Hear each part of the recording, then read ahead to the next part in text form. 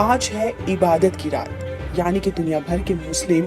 آج شب برات کا تیوہار منا رہے ہیں۔ یہ پرو ہر مسلمان کے لیے کافی اہم ہوتا ہے۔ یہ تیوہار اسلامک کیلنڈر کے مطابق شعبان مہینے کی 14ویں اور 15ویں رات کو مناتے ہیں۔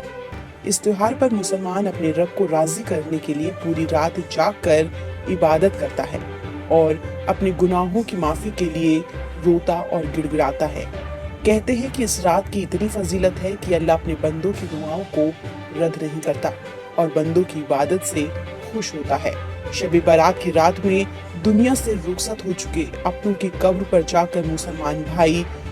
فاتحہ پڑھ کر ان کی بخشش کی دعائیں مانگتے ہیں۔ اس کے علاوہ شب برات کے موقع پر کئی مسلمان 2 دنوں کا روزہ بھی رکھتے ہیں۔ کہا جاتا ہے کہ آج کے دن فرشتے اپنے بندوں کے کرموں کا حساب کتاب کرتے ہیں۔ آپ کو بتا دیں کہ شب برات کو منانے کی شروعات پیغمبر محمد نے کی تھی۔ پیغمبر محمد نے اپنی پتنی حضرت عائشہ سے ایک دن کہا تھا کہ انہیں ایک دن کا روزہ رکھنا چاہیے اور پوری رات اللہ کی عبادت میں بتانی چاہیے۔ اسی وقت سے شب برات کو منانے کی پرتھا چلی آ رہی ہے۔ شب برات کے موقع پر شہر کی تمام مسجدوں، درگاہوں، قبرستانوں کی صاف صفائی اور سجاوٹ کی گئی ہے۔ السلام علیکم ورحمۃ اللہ وبرکاتہ۔ میں محمد افضل برکاتی، خطیب و امام مسجد خادم حسین تیواری پور کی جانب سے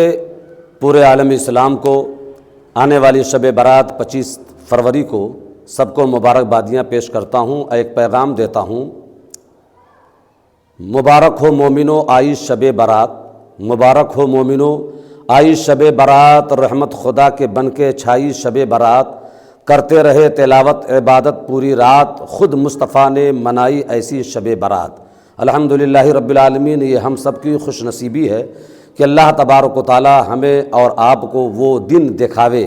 شب برات کی رات ہم سب کو عطا فرمائے، کیونکہ اسی رات میں اللہ تبارک و تعالی اپنی رحمت کے دروازے کھول دیتا ہے، اور جو انسان اپنے رب کی بارگاہ میں گریہ وزاری کر کے بخشش کا پروانہ مانگتا ہے، اللہ تبارک و تعالی اس کو بخشش کا پروانہ عطا کرتا ہے۔ جو انسان اپنے گناہوں پہ نادم و شرمندہ ہو کر رات میں روتا ہے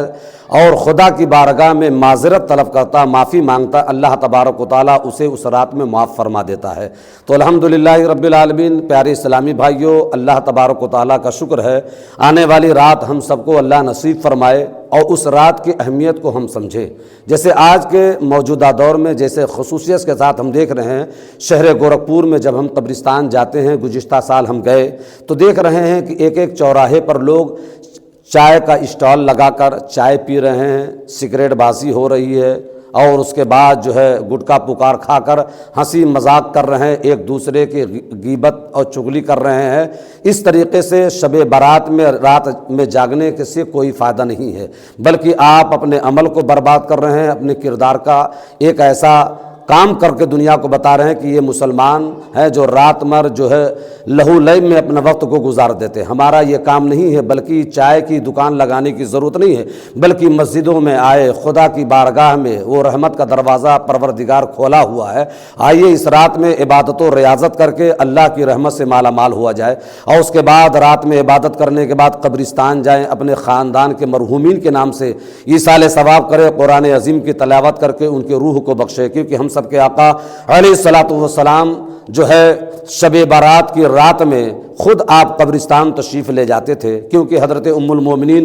عائشہ صدیقہ رضی اللہ تعالی عنہا کے وہاں سرکار کی جس دن باری تھی، اس دن آپ رات میں اٹھنے کے بعد سرکار مدینہ علیہ الصلوۃ والسلام جنت البقیع میں تشریف لے گئے، ام المومنین عائشہ صدیقہ بھی تشریف لے گئیں پیچھے پیچھے۔ اس کے بعد سرکار نے دیکھا، کہا اے عائشہ، کیا تم یہ سمجھتی ہو کہ تم پر میں ظلم کروں گا؟ تو حضرت ام المومنین عائشہ صدیقہ نے فرمایا، نہیں یا رسول اللہ،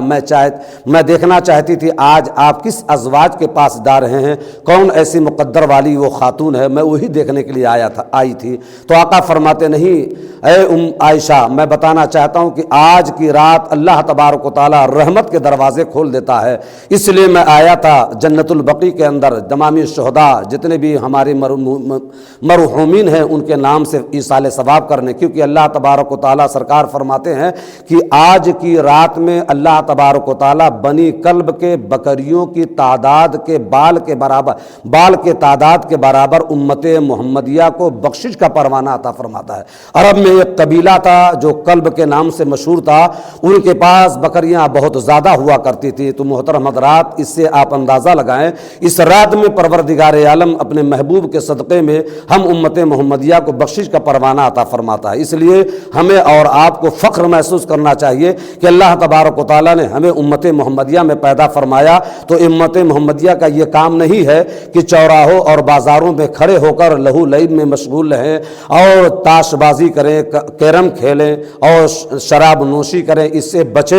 اور لوگوں کو بچائیں، آتش بازی سے اپنے آپ کو بچائیں، بلکہ محبت کا پیغام دیں اور مسجدوں کو سجائیں اپنی پیشانیوں سے، اور خدا کی بارگاہ میں گریہ وزاری کر کر اپنے گناہوں پہ نادم و شرمندہ ہو کر توبہ کریں، اور اپنے ملک ہندوستان کے امن و شانتی کے لیے دعا کریں کہ پروردگار ہمارے ملک کو امن و شانتی کا گہوارہ بنا، بھائی چارگی کو ہمیشہ کے لیے مولا قائم فرما۔ اللہ تبارک و تعالیٰ اپنے حبیب کے صدقے میں انشاءاللہ مومن کی دعا کو قبول فرماتا ہے۔ اس رات کو ہمیں بیکار نہیں جانے دینا چاہیے۔ الحمدللہ۔